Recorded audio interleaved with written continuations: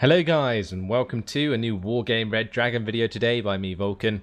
Today I have for you a 3 versus 3 on Apocalypse Imminent, and today I'm playing with Redfor and Val. This is of course a replay and we're playing on the Redfor side. Against us we're playing against Chester, Book Needs Buff and Mr. Yorsome. So, in this particular video I'm going to be making use of a Red Dragon deck. A deck that I wanted to show for a while but never really got round to playing it. I showed you my USSR game a while back, and that was the only other time I really played Pact up until now. So this is completely different to normal, and in this game there are some actually really epic moments. So hopefully you'll enjoy it. Now you might notice that I have got a new graphics card recently. I mentioned it in my Rome video, and therefore I'm running at max graphics, and you can see that the terrain does look a lot more sexy than it did before. And if we zoom into ground level, you got all the vegetation in play and it looks wonderful. Now FPS does drop a little bit if you're moving around while you're down there, but we should be good to have a look at all of these vehicles as they move onto the enemy. So let's quickly switch it to my point of view, and I can start to point out the units that I'm bringing in at the start of the game. Now I have to be careful with this because I'm not entirely sure of my unit composition with the Redfor side. I just know that they're decent units and that's why I use them. So please bear with me if I can't remember the names of the units I'm using.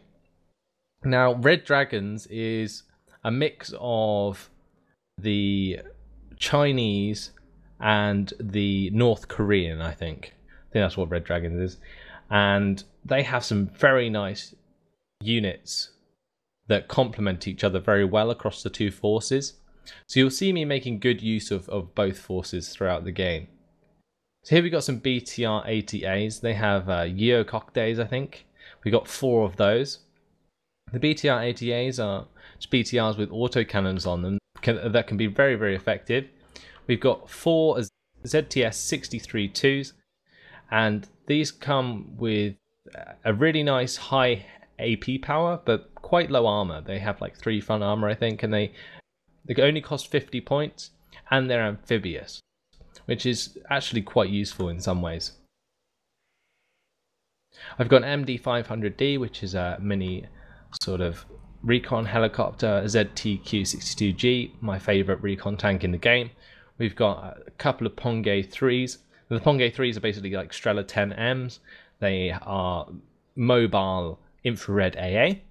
We've got 2 ZSD 63As over here with, I think they're QW1s I have in them. We actually have 4 of those. And I think that is about it for the start of the game. We've also got a Pongay 2 here, which is a radar AA. So that's also very, very powerful. It has a lovely range of 4,550 meters against aircraft, which allows you to create these really awesome pockets of anti-air. So there goes the convoy. We've got a YW701 command vehicle there, which is going to go and capture Elena. Val's going to meanwhile capture Boris and Fedor and push over to Chariton. And then we've got Redfor on the right with his wonderful spam of cautions heading to Dimitri. We've got 2 MiG-21MF 75s here at the start. Quite nice aircraft, but unfortunately the enemy is using 2 Eagles and an F4F KWS, and needless to say, the MiGs don't last very long. They're just basically completely outmatched, and you can see even here 2 Eurofighter Typhoons coming in. And that tells us a lot about what the enemy has invested into at the start of the game, which actually allows us to press our advantage as soon as we manage to get it. Especially on the right here, Redfor does an amazing job of using these ground forces to really push into Dimitri because the enemies focus so much on air. And even here, these helicopters are just getting shot down by these MTLB Strela 10Ms, which are able to fire on the move, and the heavy hogs won't be able to get into range to stun this convoy, which would be ideal in this situation. But Redfor is a very good player, knows what to do, and he has kept his AA near the front of his convoy, which I have mentioned before as a good thing to do. Now over on the left I saw two helicopters drop off a fullscreen squad and a BGS squad, and I've now moved my BTR ATAs to engage those there. Now the idea here was that my BTR ATAs were supposed to stop, and I'd clicked them to unload automatically, but they didn't immediately, which gave the Fallschirmjägers a chance to shoot the BTR ATA, which killed half the cocktail squads. We got these OH-58CSs being fired upon by the BTR ATAs. Bit of a mismicro from me. I probably should have focused on this looks, but like I was hoping, the ZTSs would get here in time to take care of that themselves with their long-range HDGMs. They have these nice Bastion HDGMs here, which have a 17 AP power, easily enough to kill a Lux recon vehicle. Now another bit of a mistake. This Leopard 105 gets some really nice shots onto some of my APCs. Manages to kill one of my QW1 squads before I drop it out of the ZSD. I see it coming in, I was just a little bit late, and I also lost a Pongay 3 there to this Leopard 105.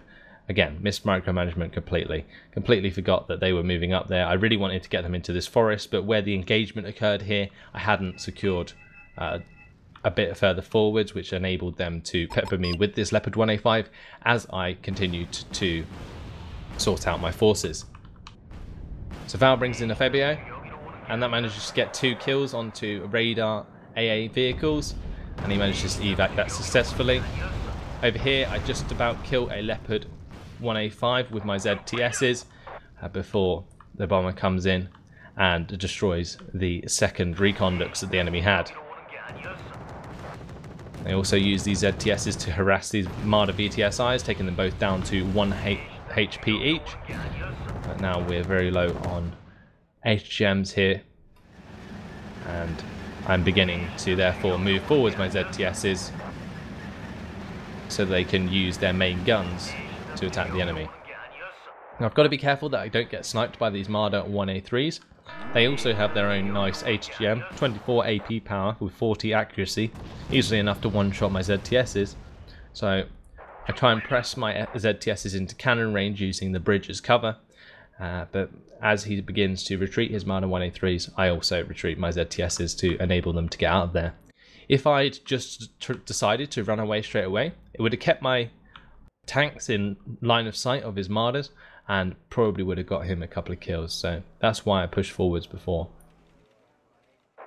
Now you can see that Redfor's managed to get a really nice foothold in Dimitri, spread out his Motschützen and Zenista squads, and now he's got his Korshan, which are the APCs that they came in. They're basically BMP-1s, I think, lining up in this field. We've also got some forces moving over on the right, these OT-62As dropping off of Bachongzu,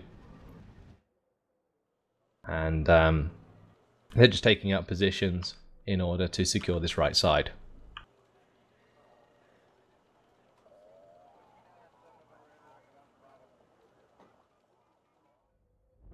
So knowing that the enemy has some units probably in this compound here, it's unlikely that I'm ever going to attack over this bridge during the game because it will be suicide. So therefore I decide to go for a little cheeky push on the left. See if I can get some APCs over into this tree line here. And if I can do that, then that will give me a sort of beachhead which I can work from to push the enemy out of this area and this area here.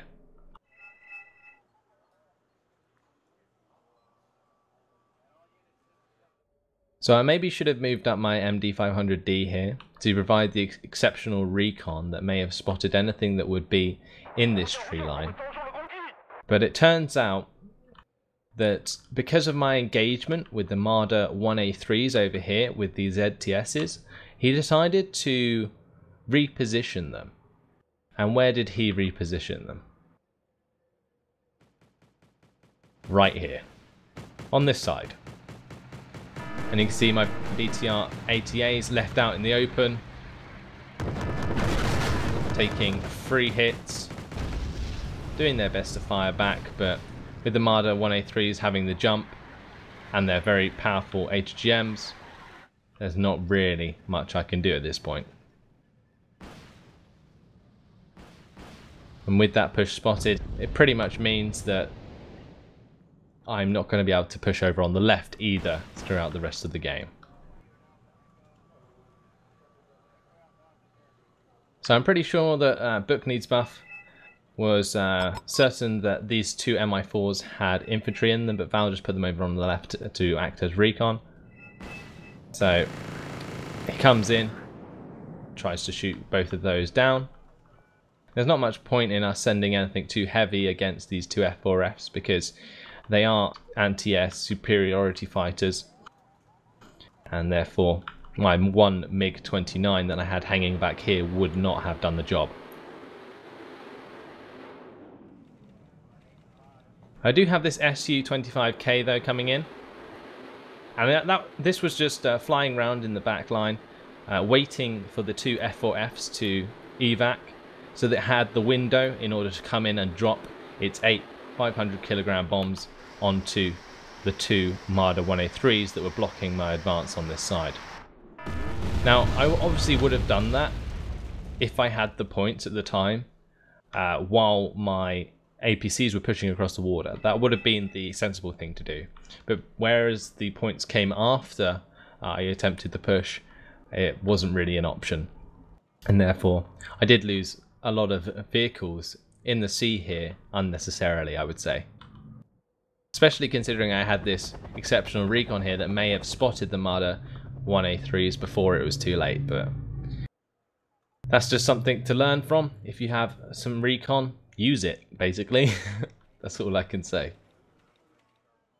So now we've got some Pongay 3s, and they're heading over to the right side to support Redfor in Dimitri.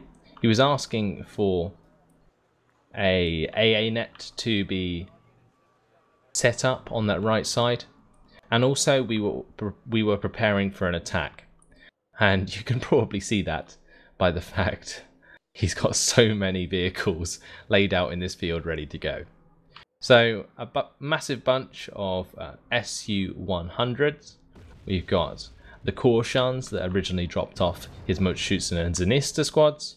He's got lots of squads of Bashongzu spread out. And the reason he spread them out like this is so that they can't all be bombed. If he kept them in like groups of 4, for instance, the enemy would have had a whale of a time just coming in with bombers and blowing the crap out of it. It being this spread out, it doesn't make it worth the risk to attack it with bombers, knowing that there is most likely AA supporting it.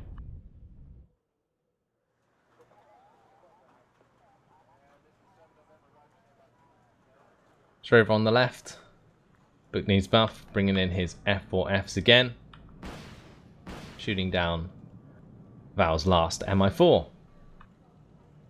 Now, this Tornado ECR comes into range of my QW1, but is also in range of my Pongay 2 here, which I just about managed to turn off the radar to before the ECR hits it. I turn it off and I turn it back on again as it's flying away, but luckily Val's Pongay 2s get the job done, whilst they're being resupplied by the MI6 over here. So we've got 3 Pongay 2s, and these are a massive deterrent to any air movement on this side. Even with seed, if the player is good enough to turn off their seed and turn it back on again, like we just both did, then we're going to be killing a lot of aircraft that come over. Now here what happens is, after Book Needs Buff takes out Val's MI4, he tries to push forwards these 4 helicopters and land some troops behind us, but sort of expecting that to happen, I moved over my MD500D and spotted the 4 helicopters coming, so I bring in my MiGs, and those MiGs are really nice because they have an infrared missile and a SEMAX radar missile that can be both fired at helicopters, so they can take down helicopters really, really quickly, which is really why I like them. And it kind of didn't work in their favor that time, because what happened is where they fired 2 missiles so close together, the plane behind actually shot my plane in ahead, and that's why you saw one of them get stunned in that engagement. So over on the right here, I've brought over a couple of WZ551s. These are actually a couple of Yokokde squads loaded into the WZs, because they were actually going to be used over here on this side to push like amphibiously with the BTR-ATAs as well. But where I saw the BTR-ATAs, I actually removed them back to come and help out with this push, and that's why you see 2 WZs here. Yeah. I've also brought up a T90S now. This is to basically give the push something a bit heavy to help out, and of course I've got these 2 Pongays that I was talking about earlier, providing some anti-aircraft on this side.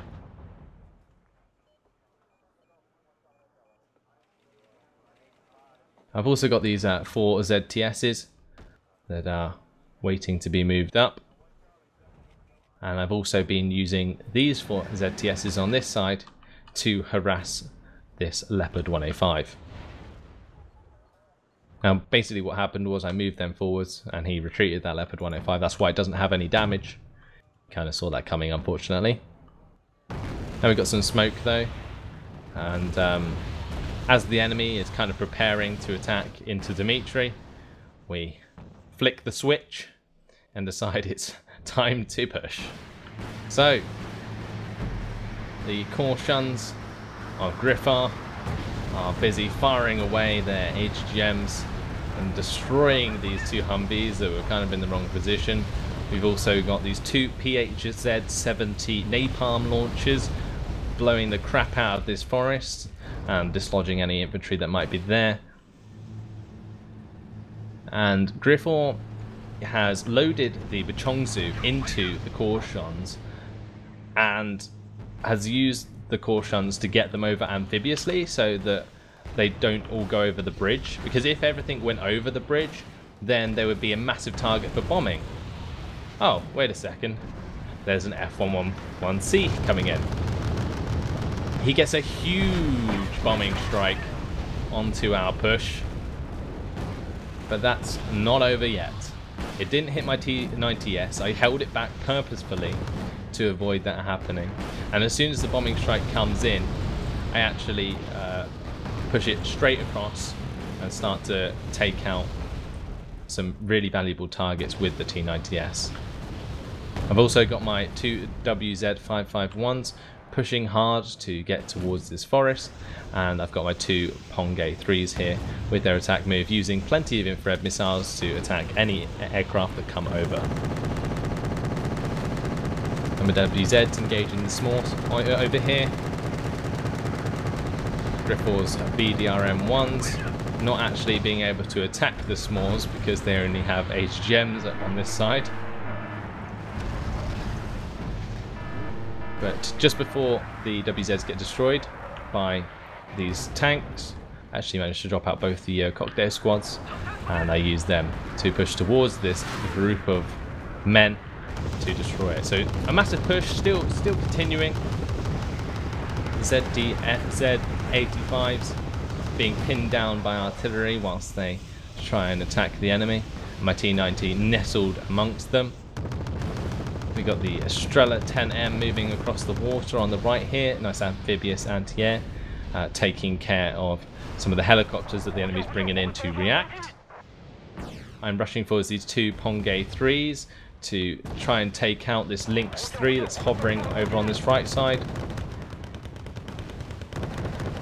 And meanwhile, over here you can see my WZ taking out another APC of the enemy with its effective autocannon. Unfortunately, the enemy does have tanks in here, Marder VTSIs, and therefore my WZ dies. But I do manage to get this Lynx 3 with the 2 Pongays, and the enemy just about misses with their artillery. But what happens, unfortunately, is both of these Pongays run out of fuel right in front of an HDGM squad, and needless to say, they don't last very long after that. Now, in the meantime, however, all these tanks on this left side, including my T90S, have been flanked by Humvee TOW2s and some CVs, which have been helping to pin them down. We've also got this LAV-M mortar, which has been doing a great job of stunning a lot of the units as they've pressed across the river. Now, having these Humvee TOW2s flank our units was just so powerful because we were heading straight up, and therefore we didn't really pay much attention to the left side, which left us very vulnerable to an attack like this, especially across an open field.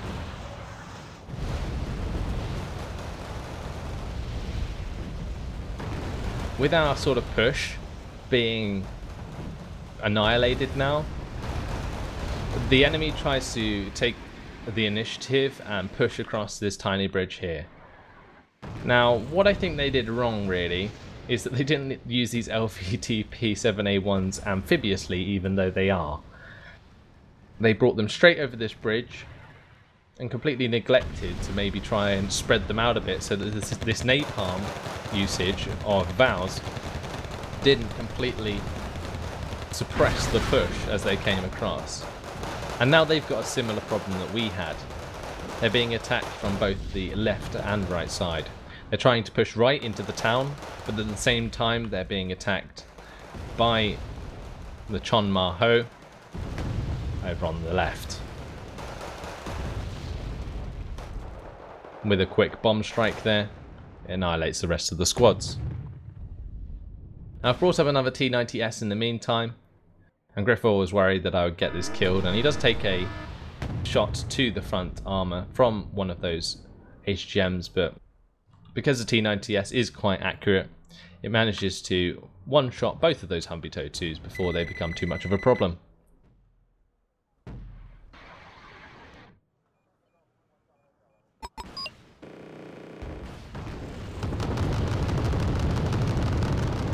Now, what I didn't do on this side was that I didn't use my ZTSs with the push, and the reason for that was because they actually ran out of fuel, or they were running out of fuel, as they were pushing with the rest of the troops. And therefore I began to bring them back towards this tree line, but as you can see, they didn't quite get there before they ran out of fuel. And I completely neglected this throughout the rest of the game because I was so focused on the attack on the left. The enemy's pretty desperate to dislodge us now, because after us neutralizing Gregory for quite a long time, it put us at a +3 advantage on the conquest points, and therefore we're now at a 368 point to 70 point lead, and our lead will only continue as long as we hold Dimitri, because we've got the +1 advantage from holding that sector. Now, on this side, I bring in my SU-25K again, managed to blow up the infantry squads that are pushing across this bridge, and over on the left I used 2 Q5s to destroy the Lux recon that was trying its luck over there as well. But now we've got these 2 helicopters coming over. They bumped straight into 2 of my Q1 squads. Actually brought up an extra squad at some point. Over on this side, one of Redfor's SU-25s does get shot down, however, by the enemy's Fliegerfaust squads and the Track Rapiers that are sitting in this area.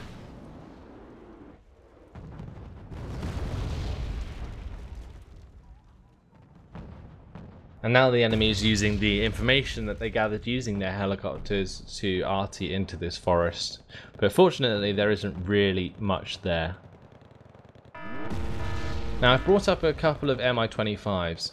This one on the left, I completely forgot about the anti-air that just shot down my teammate's plane.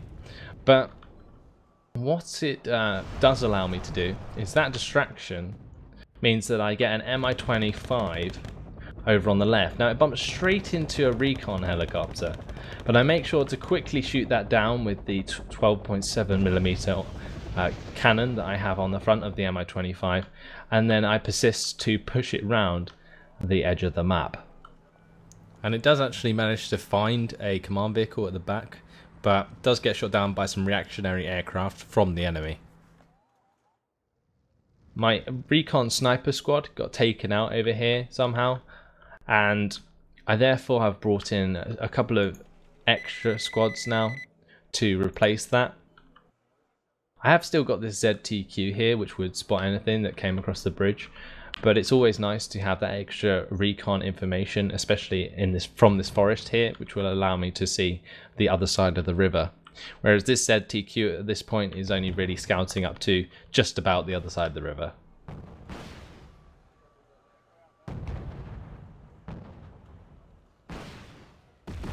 So with us being 80% towards victory, the enemy decides to make a push into Dimitri. It takes the form of 3 150 commandos and 2 M13A1s.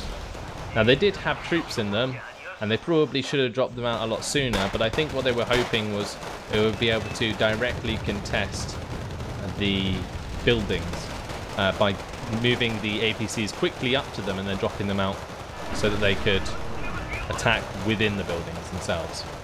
But what ended up happening was the APCs got destroyed before they got dropped out, and therefore the units died. Now, at the same time, if they dropped out their infantry squads just on the other side of this bridge, the fire from all these moat shoots and squads would have probably killed them before they could have got to the buildings anyway. So although they tried to use smoke, it wasn't necessarily in the right position. You can see they're smoking here for some reason, and this smoke over the motor shoots is quite good. But ideally you want it slightly in front of the buildings so that you can run up the infantry squads without them being fired upon by the enemy before they get to the buildings.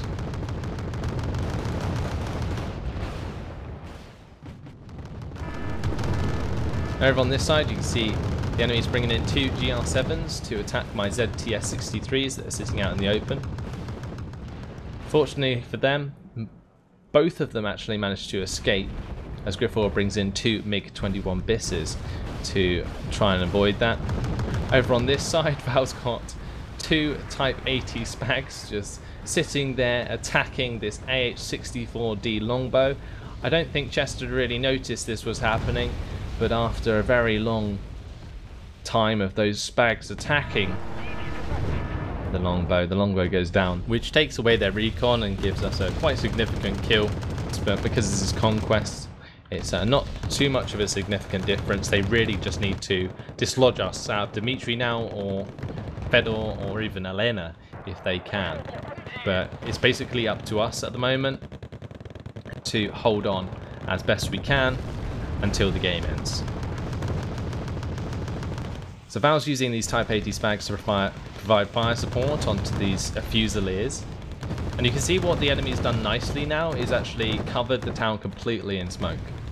And it's not allowing these Moat Schutzen squads and the Zenista to fire onto the Fusiliers, which is allowing them to get a lot closer than they otherwise would. Also, with the help of the air support from the bomber, they are actually starting to dislodge a lot of the infantry in the town. But unfortunately for them, I've just managed to take out a CV in the back line with one of my Mi-25s, which is currently putting us at a +3 advantage and pushing us towards victory in this game.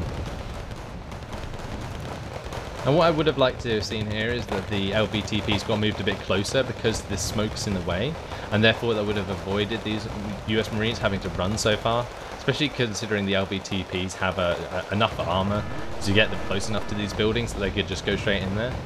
But they do manage to get a foothold anyway, as the US Marines do bump into these Moat Schutzen squads in Zenista.